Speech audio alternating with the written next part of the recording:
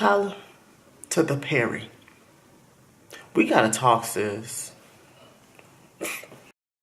Welcome back to Frankie's channel up in here, y'all. Today's video is gonna be a nice little review video. So, on this good day, okay, I went to see Acrimony. When you see it, it's not gonna be the same day, but either way, you know what I'm saying, okay? I went to see Acrimony, Tyler Perry's Acrimony, with Taraji P. Henson in it. The amazing Taraji, absolutely bae from Empire. You know Taraji. If you don't, then I don't know what you're doing. But here's a picture of Taraji in case you don't know Taraji, which you should know, but whatever. So I wanted to make this video to review the movie. Why is it important to review the movie, you say? Let me tell you why. I felt that it was a good movie overall, but there was a lot of small, minor things that needed to be worked on. And there were some other concerns that I also had. And this is a counselor's perspective that I'm gonna bring in because, Tyler, I just don't know, sis, what you were thinking. Especially with the counselor in the movie, I'm just like, who was that? Who was that? Okay, let's get started. So the first category is the no-nos. And remember, this is goddamn good tea. Cause we spilling tea on this movie. We spilling tea about you, Tyler.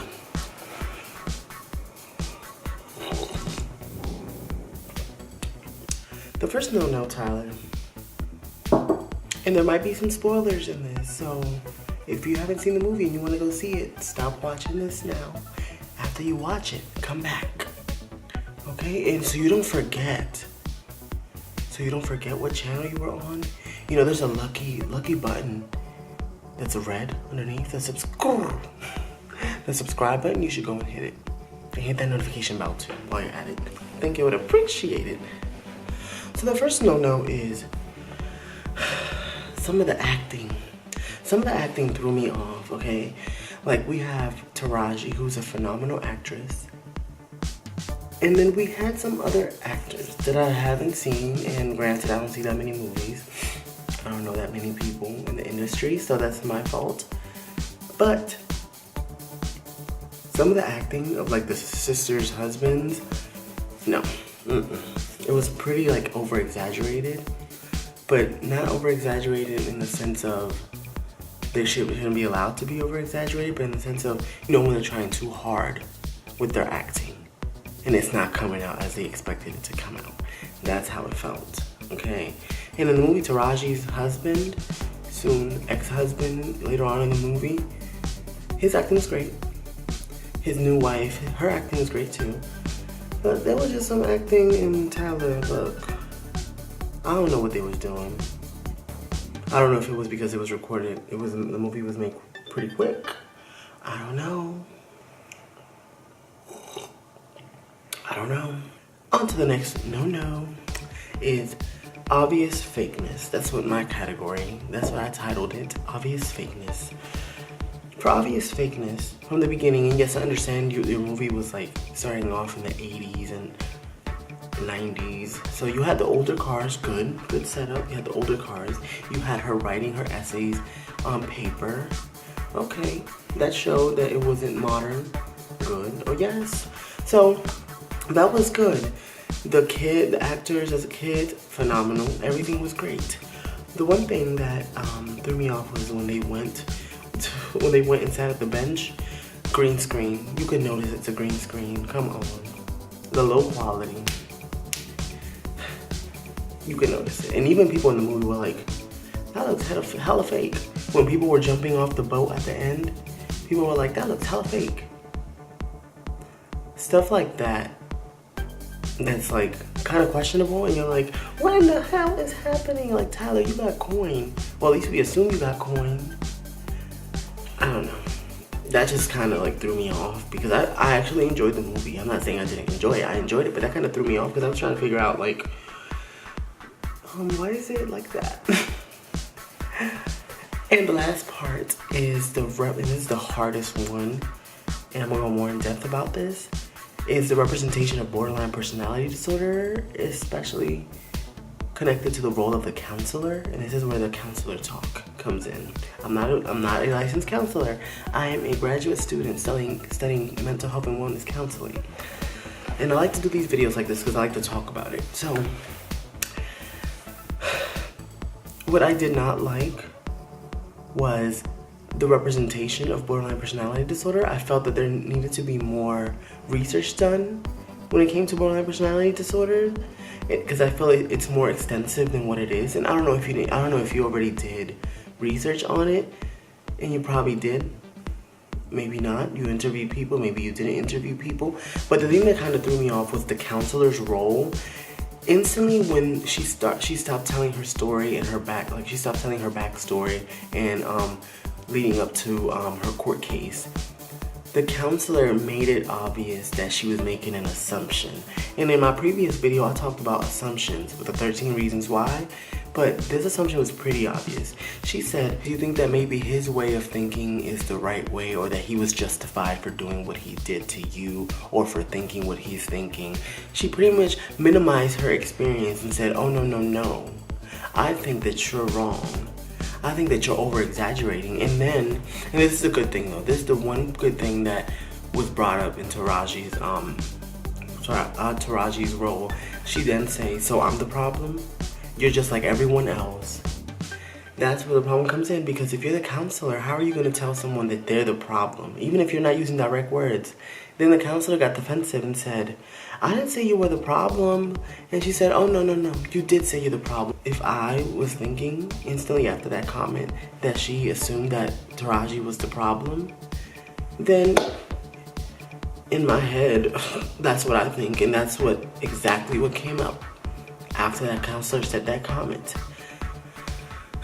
So, I mean, maybe it was intentional to show how there's that form of difference between acknowledging within a counseling setting and then the negative aspect of not even being aware that assumptions make a big impact on the relationship you have within the counseling space with your counselor, because that's very important, and you can lose your client that way. Instantly, Taraji got up, okay? She got offended too, because the counselor said something about borderline personality disorder. I will not lie, but while watching the movie, I was like, what could be the other cause for her to be reacting this way? And instantly, borderline personality disorder came into my head, okay? And, I wasn't too sure. Then the counselor said it, and I think that the way the counselor brought it up was inappropriate. She said, have you heard of borderline personality disorder? I think that it would have been more efficient to discuss the types of symptoms she's feeling and see if those symptoms corroborate with how she feels when she's in that state, when she's in those episodes. Instead of saying, do you know borderline personality disorder? Because that instantly sounds like you got borderline personality disorder. You do. Taraji got mad. She said, don't call me crazy. There's already a stigma within the African American and Latino community about mental disorders, about mental health. And especially in the state of our country, the idea of mental health being a white thing. Yeah, so that's a lot to think about. So I just like to think about what messages are being sent through these videos. Honestly, this isn't intentional, and it's not anything so overly exaggerated as I may be describing it, but that's what came to my mind, and I think that it's important to speak about it. Now, the yes parts of the movie that I really liked was the representation from the beginning of the role of a black woman in the movie. Okay?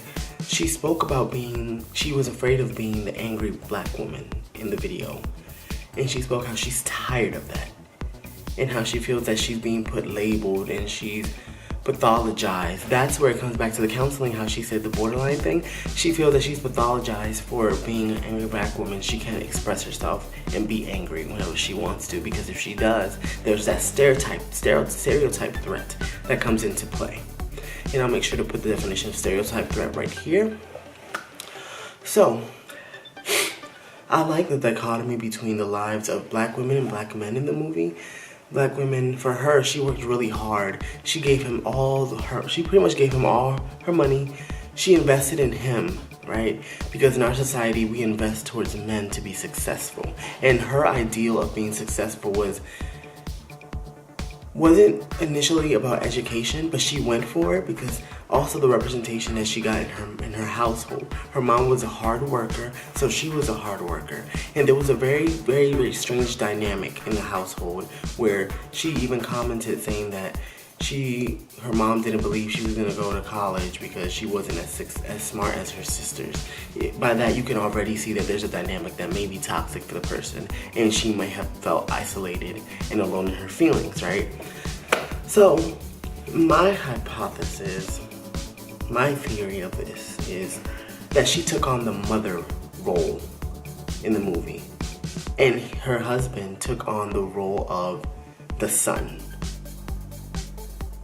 Whenever she would get mad at him, he would try to console her and try to be charming.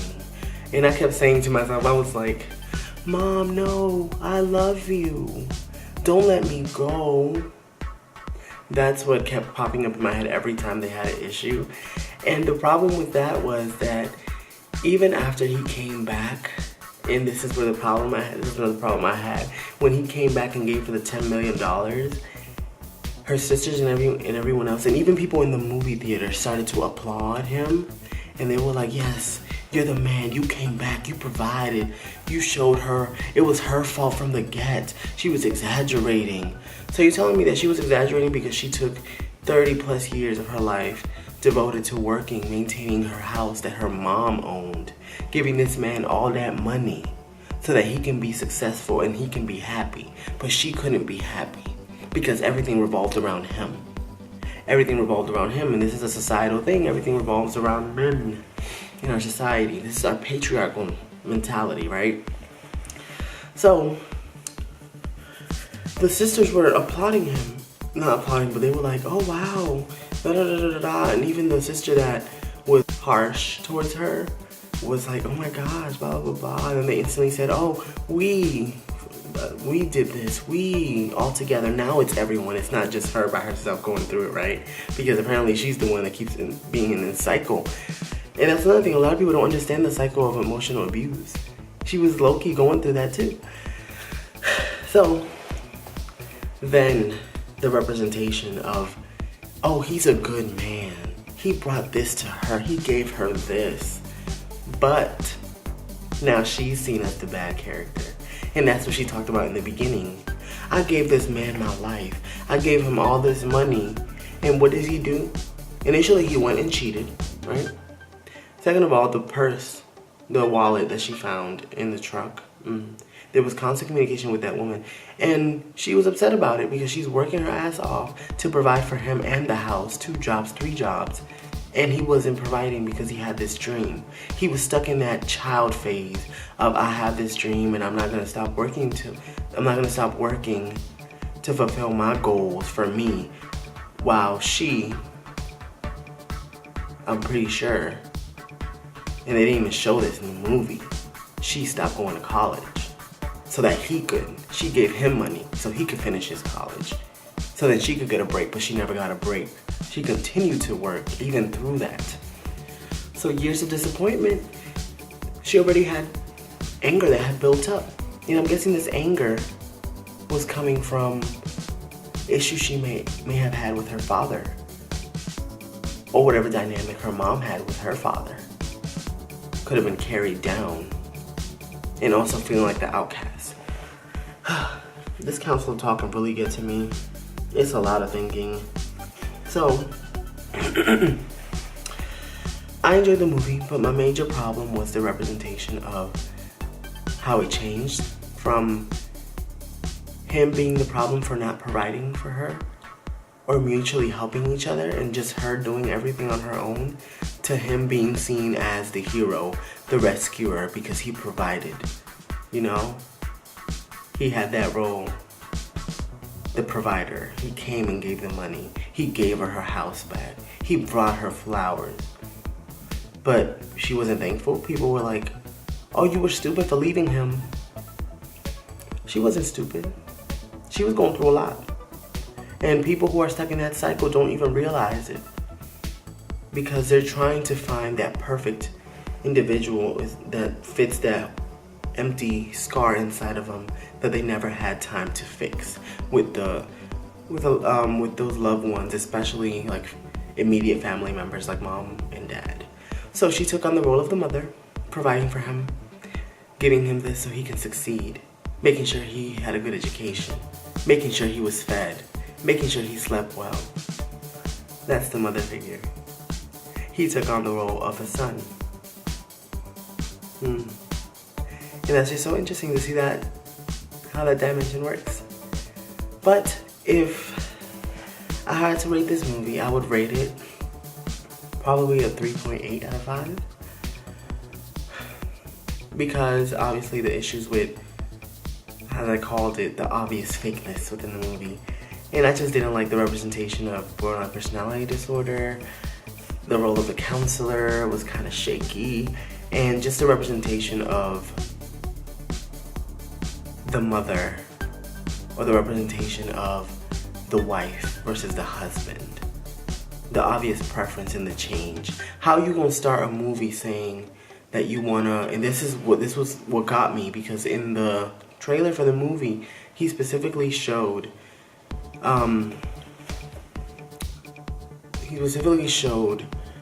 when she says that she's tired of being viewed as the angry black woman.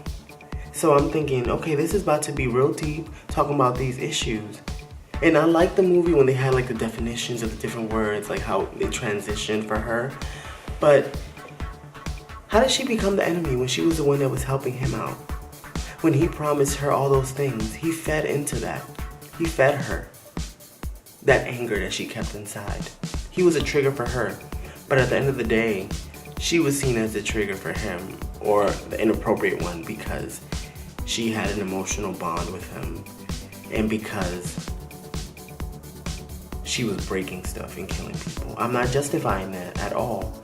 And I'm not saying she probably didn't have something wrong with her, or something going on in her head. But that's just what I was thinking, and I'm like, wow, this is so interesting. I can't watch anything without thinking about like counseling. And it's just so powerful. I think it's the most powerful thing ever.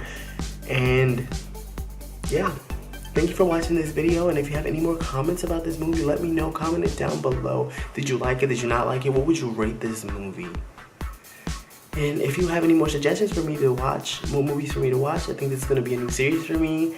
And it doesn't always have to include the counseling part. It could just be a review like, oh, this movie was popping. Oh, we about to have a damn good tea time talking about these movies. It could just be that. I just enjoy doing these videos because they're entertaining and they're fun for me. And I hope y'all enjoy it. So yeah, let me know what you think. Let me know what you want me to discuss. And if you have any topics relating to any form of counseling, psychology things that I can go in depth with, I can probably do that. Okay. See y'all in the next video.